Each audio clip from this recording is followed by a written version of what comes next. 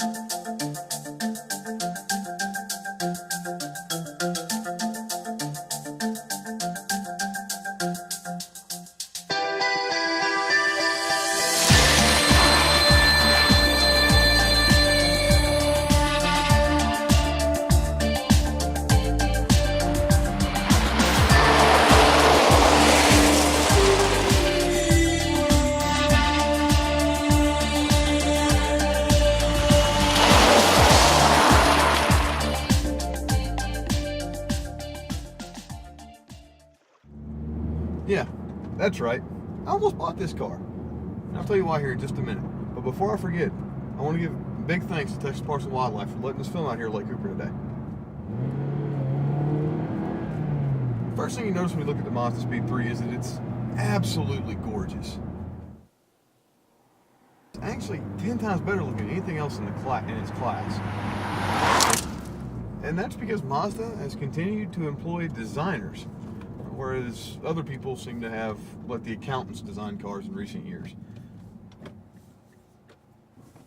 So the Mazda Speed3, outside of being a really good one, is an absolute riot to drive.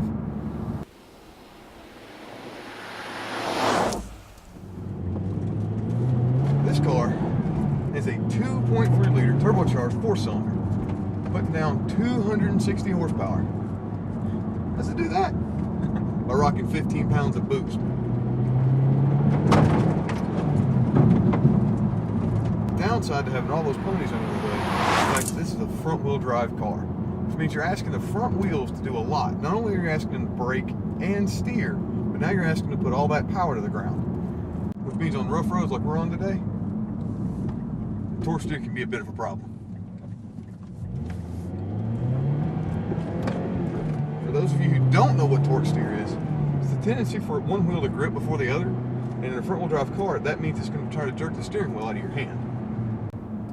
But that's really my only complaint about the Mazda. Well, no. Let's go ahead and clear my other complaint out the way. Reverse is in the wrong spot. And we've got a 6-speed manual transmission. But somebody at Mazda decided to put reverse next to first gear. Don't do this. Please don't do this. Any manufacturer, if you're watching the show, don't put reverse next to first. It's the wrong spot. It belongs over there by 6th. That's where it needs to be. The suspension on the Mazda Speed3 is kick-ass. While it seems to have retained all the previous generation's stiffness, also absorbs the bumps a lot better. You guys know I'm typically not a 4-door car kind of guy. I much prefer 2 doors. I don't like anything sensible. That leaves a problem with the Mazda. It's quite sensible. You've got room in here for 4 adults. I've got plenty of room in the trunk. I get, well, no, wait, I was going to say I get a few miles, but you really don't. You get about 25 miles a gallon on the highway if you're lucky. And I find that really inadequate in a 4-cylinder made it to a 6-speed gearbox.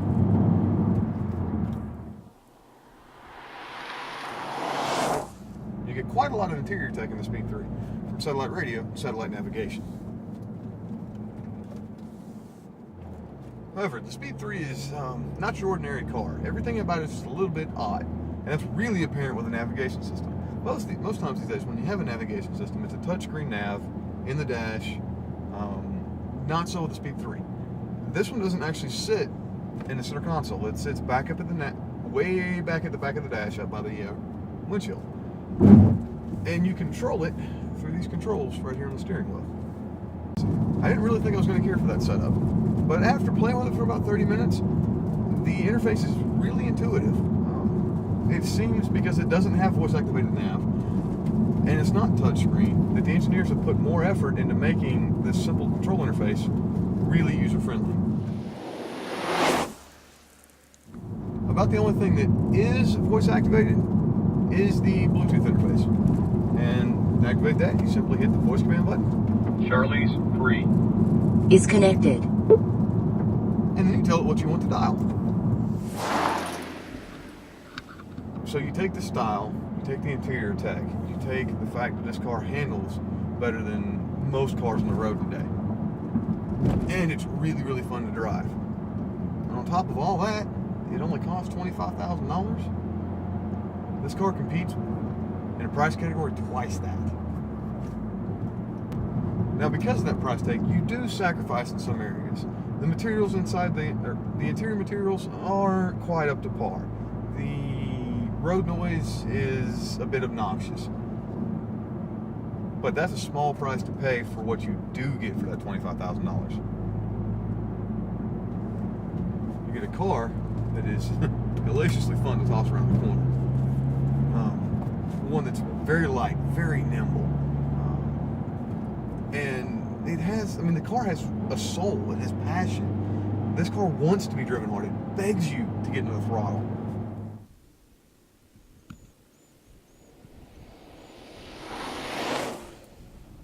One of the things I look for in a car is for a car to have that X factor, that something else, that when a car comes together right, it just seems to have a soul. It's passionate about driving. It's not just a car, it's something more. And Mazdas seem to have that soul.